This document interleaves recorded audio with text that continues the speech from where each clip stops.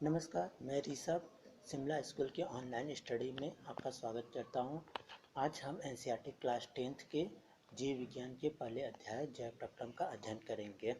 तो इससे पहले कि हम शुरुआत करते हैं, सबसे पहले हम ये जान लेते हैं कि जैव प्रक्रम है क्या। तो जैव प्रक्रम वे सभी प्रक्रम जो संयुक्त रूप से जीव के अनुरक्षण का कार्य करते हैं जैव प्रक्रम कहलाते हैं। जैव प्रक्रम 4 प्रकार से होते हैं: पोषण, श्वसन, वहन और उत्सर्जन। तो सबसे पहले हम पढ़ेंगे पोषण। पोषण क्या होता है? पोषण भोजन ग्रहण करना, पचे भोजन का अवशोषण एवं शरीर द्वारा अनुरक्षण के लिए इसका उपयोग पोषण कहलाता है। पोषण प्राणियों के आधार पर पोषण के दो भाग होते हैं: स्वपोषी पोषण और विषमपोषी पोषण।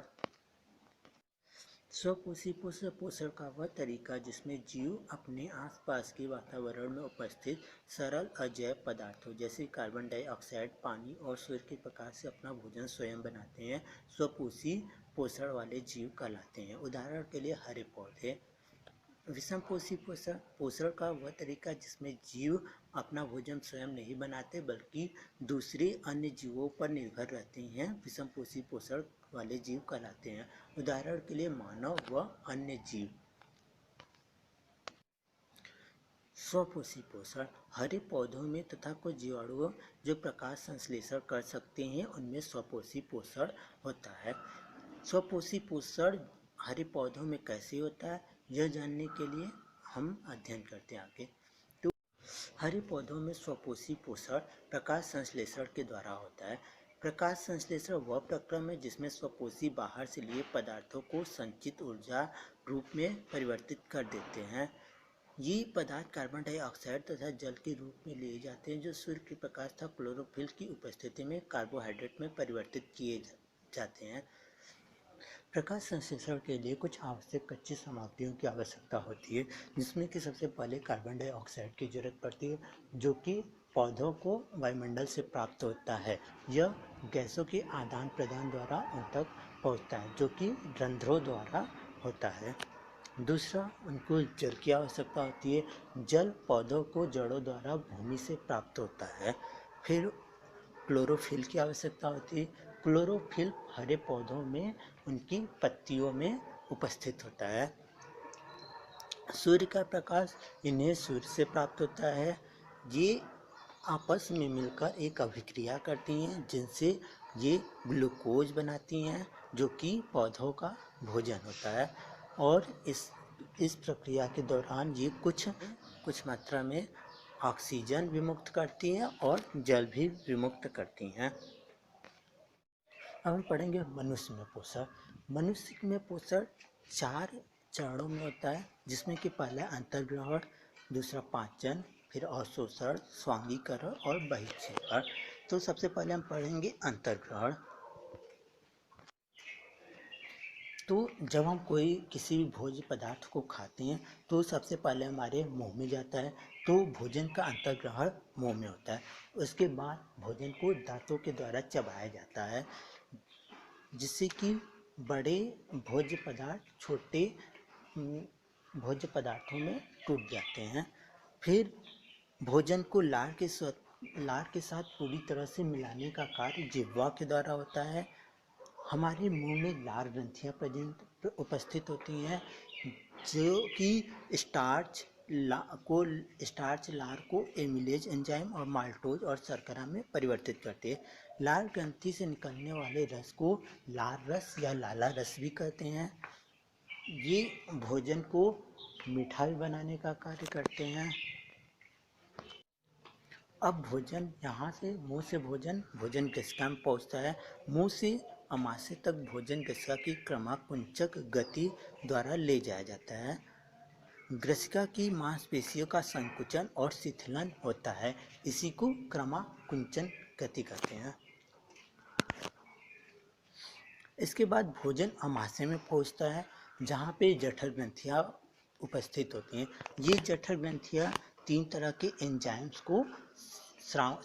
एंजाइम का स्रावण करती हैं जो कि है पेप्सिन, हाइड्रोक्लोरिक अम्ल और श्लेष्मा। पेप्सिन पाचक एंजाइम है जो कि प्रोटीन का पाचन करता है। हाइड्रोक्लोरिक अम्ल अम्लीय माध्यम तैयार करता है जो कि पेप्सिन की क्रिया में सहायक होता है। श्लेष्मा यानी कि म्यूकस अमाशय के आंतरिक स्तर की अम्ल से रक्षा करता है।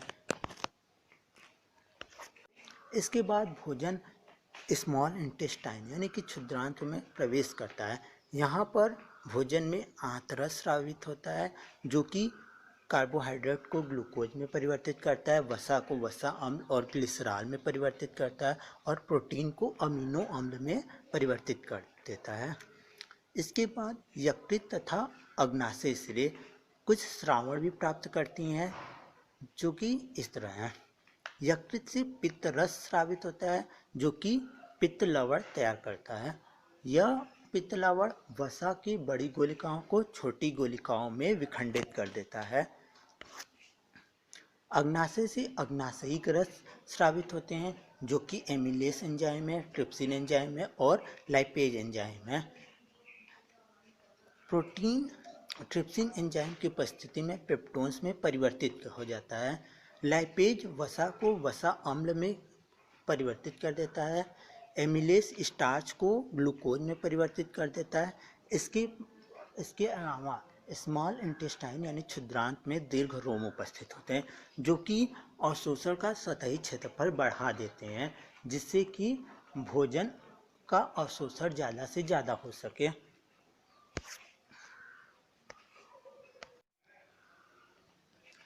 इसके बाद भोजन लार्ज इंटेस्टाइन यानी कि बृहदान्त्र में पहुंचता है जहां पे जल का अवशोषण होता है। वर्ज्य पदार्थ यानी कि वेस्ट मटेरियल गुदा द्वारा शरीर से बाहर कर दिए जाते हैं। इस प्रकार मानव शरीर में पोषण होता है। तो अब हम श्वसन के बारे में पढ़ेंगे। श्वसन क्या है, श्वसन किस प्रकार होता है मनुष्य में, इन सब विषयों का अध्ययन करेंगे। तो सबसे पहले श्वसन क्या है। श्वसन पोषण प्रक्रम के दौरान ग्रहण की गई खाद्य सामग्री का उपयोग कोशिकाओं में होता है जिससे विभिन्न जैव प्रक्रमों के लिए ऊर्जा प्राप्त होती है। ऊर्जा उत्पादन के लिए कोशिकाओं में भोजन के विखंडन को कोशिकीय श्वसन कहते हैं। भिन्न पथों द्वारा ग्लूकोज का विखंडन। ग्लूकोज कोशिका द्रव में पाइरूवेट में परिवर्तित हो जाता है। ये श्वसन 3 प्रकार से होते हैं। पहला है ऑक्सीजन की अनुपस्थिति में। ऑक्सीजन की अनुपस्थिति ईस्ट में होती है, इसलिए इस प्रकार का श्वसन ईस्ट में होता है जहाँ पे ऑक्सीजन नहीं होता है। तो पाइरूवेट यहाँ पर इथेनॉल और कार्बन डाइऑक्साइड में परिवर्तित होता है और ऊर्जा विमुक्त करती है। दूसरा ऑक्सीजन का अभाव जो कि हमारी पेशी कोशिकाओं में ऑक्सीजन की कमी होती है, इसलिए इस प्रकार का श्वसन हमारी पेशी कोशिकाओं में होता है। यहाँ पर पाइरूवेट लैक्टिक अम्ल तथा ऊर्जा में परिवर्तित होता है। तीसरा है ऑक्सीजन की उपस्थिति में। इस प्रकार का श्वसन माइटोकॉन्ड्रिया में होता है जहाँ पर पाइरूवेट कार्बन डाइऑक्साइड जल और ऊर्जा के रूप में परिवर्तित हो जाते हैं।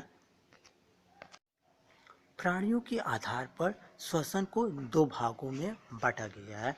यह 2 प्रकार से होता है। पहला है वायवीय श्वसन और दूसरा अवायवीय श्वसन। तो इनमें अंतर क्या है, तो वायवीय श्वसन जो है वो ऑक्सीजन की उपस्थिति में होता है और अवायवीय श्वसन ऑक्सीजन की अनुपस्थिति में होता है। वायवीय श्वसन में ग्लूकोज का पूर्ण उपचयन होता है, कार्बन डाइऑक्साइड, पानी और ऊर्जा भी मुक्त होती है। अवायवीय श्वसन में ग्लूकोज का अपूर्ण उपचयन होता है जिसमें इथेनॉल, लैक्टिक अम्ल, कार्बन डाइऑक्साइड और ऊर्जा मुक्त होती है। वायवीय श्वसन में कोशिका द्रव व माइटोकॉन्ड्रिया में होता है। वायवीय श्वसन कोशिका द्रव व माइटोकॉन्ड्रिया में होता है और वायवीय श्वसन में अधिक ऊर्जा उत्पन्न होती है, अवायवीय श्वसन में कम ऊर्जा उत्पन्न होती है। वायवीय श्वसन के उदाहरण मानव है और अवायवीय श्वसन के उदाहरण इष्ट हैं।